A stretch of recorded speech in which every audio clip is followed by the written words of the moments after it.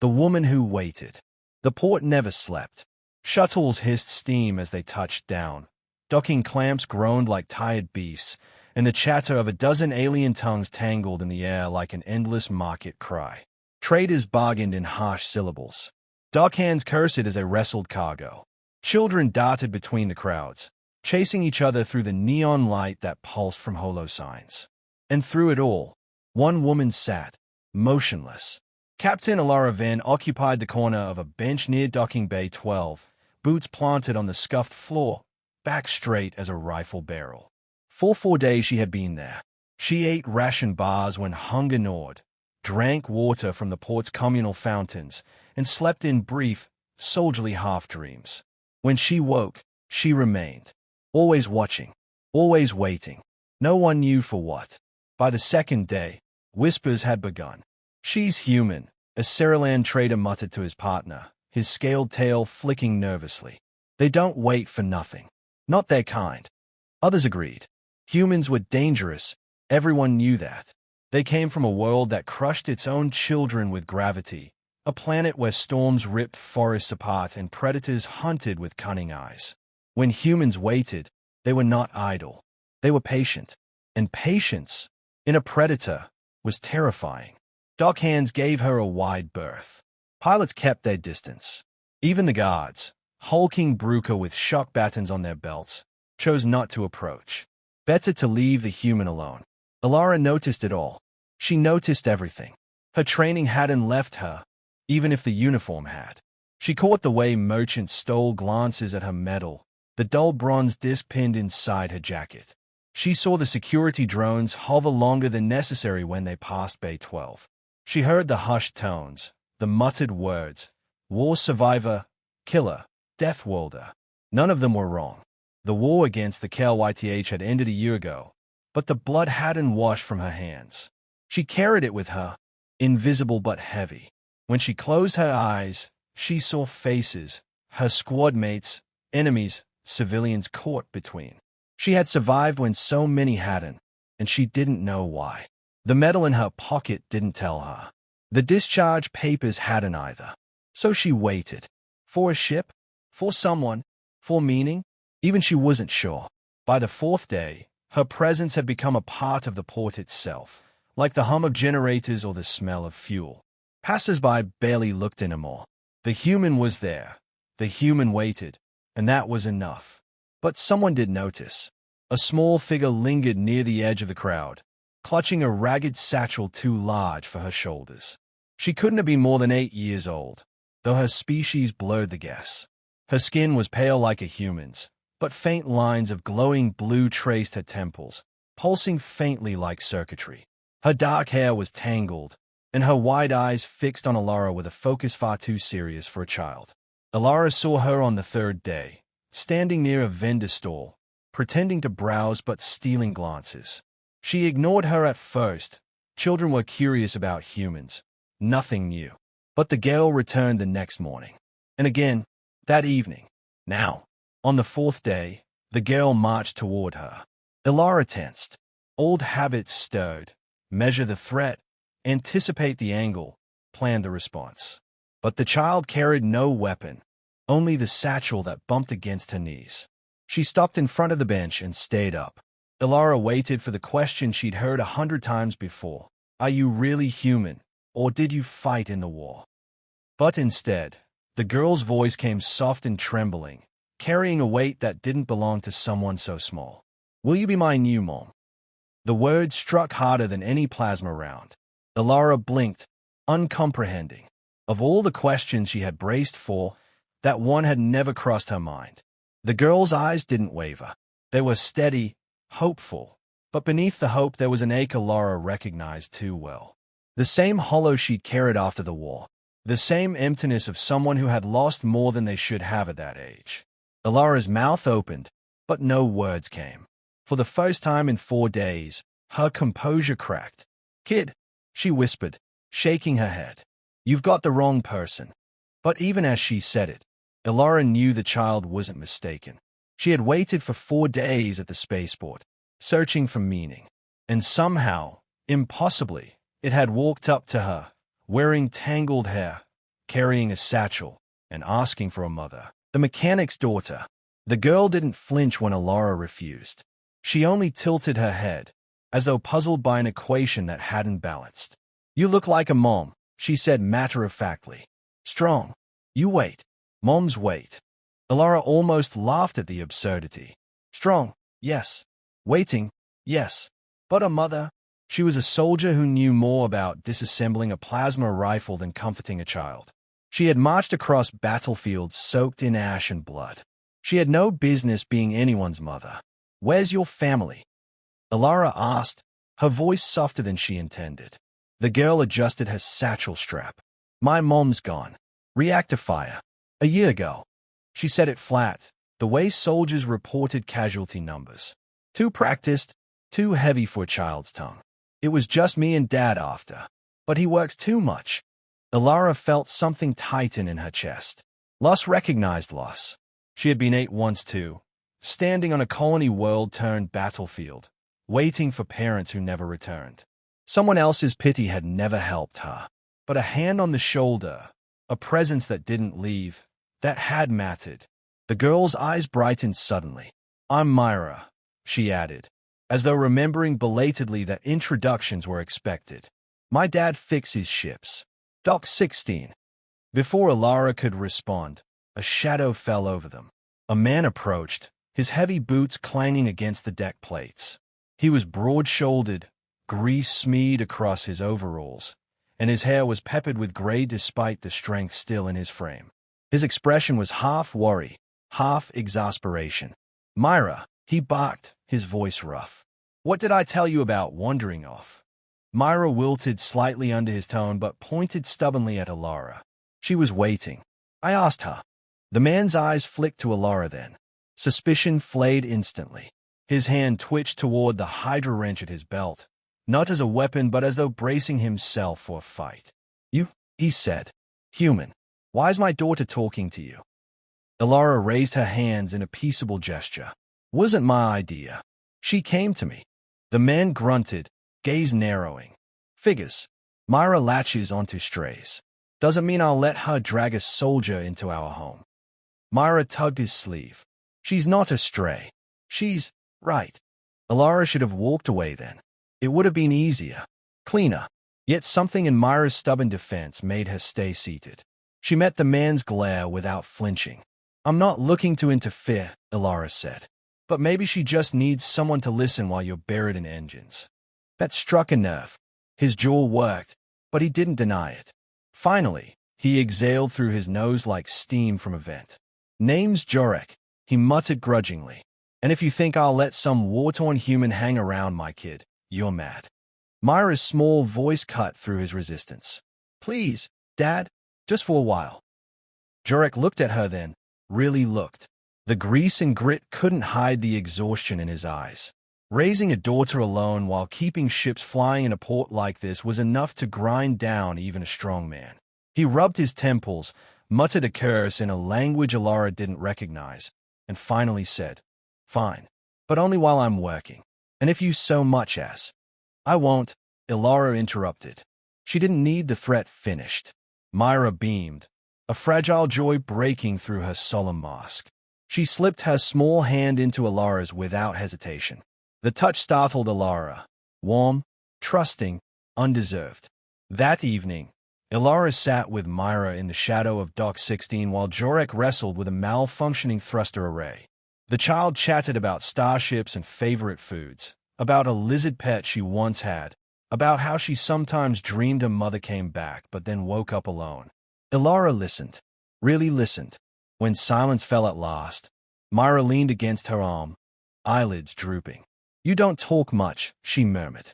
"Never needed to," Alara replied. "That's okay. Moms don't always talk. They stay."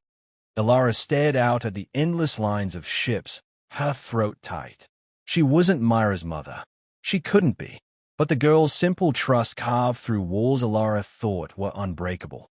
She told herself it was temporary. A few days of watching the mechanic's daughter. Then she'd move on. But deep inside, a voice whispered otherwise. "You've been waiting for something. Maybe this is it." Predators and protectors. For a few days, life slipped into a fragile rhythm. Jorek buried himself in his repairs, lost in the hiss of welding torches and the growl of engines. Myra flitted between school lessons on her datapad and the Spaceport's maze of shops, always circling back to where Alara Saturday.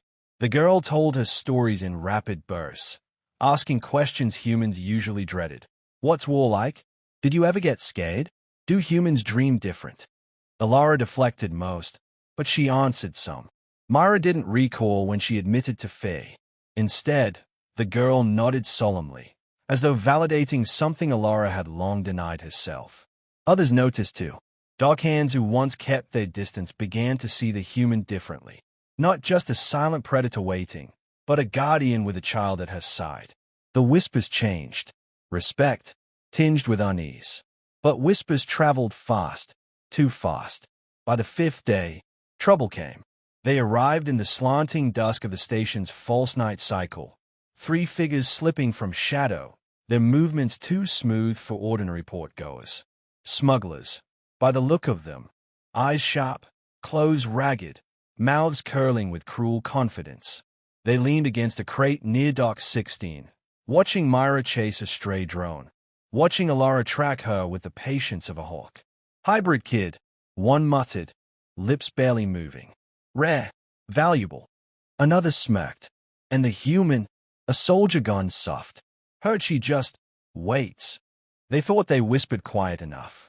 They forgot humans on death worlds learned to hear predators before they pounced. Alara turned her head, slowly, her gaze locked on them, steady and unblinking. No anger, no threat, just stillness. Predators recognized stillness. It was the moment before the strike. The smugglers stiffened despite themselves. They covered it with sneeze, pushing off the crate and swaggering closer. Myra ran back just then, clutching her satchel, smiling until she saw Alara's posture. She froze, instinct sharp in her bloodline, sensing danger even if she didn't see the knives hidden beneath coats. "Stay behind me," Alara murmured. Her voice carried no urgency, only command. Myra obeyed without question. One smuggler chuckled, trying to shake off the tension. "Easy, human. We just want to talk." "Talk," Alara repeated, rising to her full height. She wasn't tall by human standards, but against most species she seemed carved from stone. "Then talk." The leader grinned, showing sharpened teeth. "We've got business with the mechanics girl. Nothing personal. Hand her over, and you can keep waiting on your bench like nothing happened." Myra's fingers dug into Alara's sleeve. Alara's reply was quiet, almost gentle. "No." The air shifted. The smugglers spread, circling like carrion beasts. Dockhands and merchants nearby edged away, unwilling to intervene, but unwilling to miss what was about to unfold. "Don't be stupid," the leader pressed. "You think your war scars make you invincible. You're just one human. 3 of us." Alara didn't move, didn't blink. Her hands stayed loose at her sides, her weight evenly balanced. Every line of her body spoke the language predators understood: readiness. "You've made 2 mistakes," she said evenly. "First, you thought numbers mattered. Second, you threatened my kid." The smugglers barked laughter, though it rang brittle. "Your kid? She ain't yours." Alara tilted her head slightly, eyes narrowing. She asked, "That's enough." The silence that followed pressed like gravity. The smugglers' bravado wavered. They'd expected shouting, bluster, maybe a brawl they could win. They hadn't expected stillness sharper than blades, or the weight of a death-world predator who had killed for less. The leader shifted his stance, suddenly uncertain. Even the crowd, hardened dockhands and alien traders, seemed to lean back, as though instinct urged them not to draw nearer. Finally, the smugglers muttered curses and slunk away, spitting promises they'd be back. But they didn't look over their shoulders. Predators never did, not when they'd already been measured and found wanting. Myra clung tighter until the last of them disappeared. Her voice was small but fierce. "You didn't even hit them." "Didn't need to," Alara said. Her heart still pounded, but her face stayed calm. Sometimes standing is enough. Jurek arrived minutes later, wiping oil from his hands, and froze at the sight of his daughter pressed against Alara's side. He scanned the crowd, the lingering tension, and guess what had happened? His gaze met Ilara's. No words passed, but something shifted there. Recognition. This human wasn't just a soldier. She was a shield. Ilara exhaled slowly, letting the weight of her stillness fade. But inside, she knew the truth. She had crossed the line. She hadn't just protected Myra. She had claimed her, and she would do it again, becoming mother. The smugglers never returned. Maybe they feared the station guards, but Ilara knew better. Predators didn't challenge predators once they'd seen the truth, and she had shown them what humans could be when they stood between a child and danger. Still, the encounter changed everything. Myra barely left her side afterward, shadowing her steps through the crowded bays.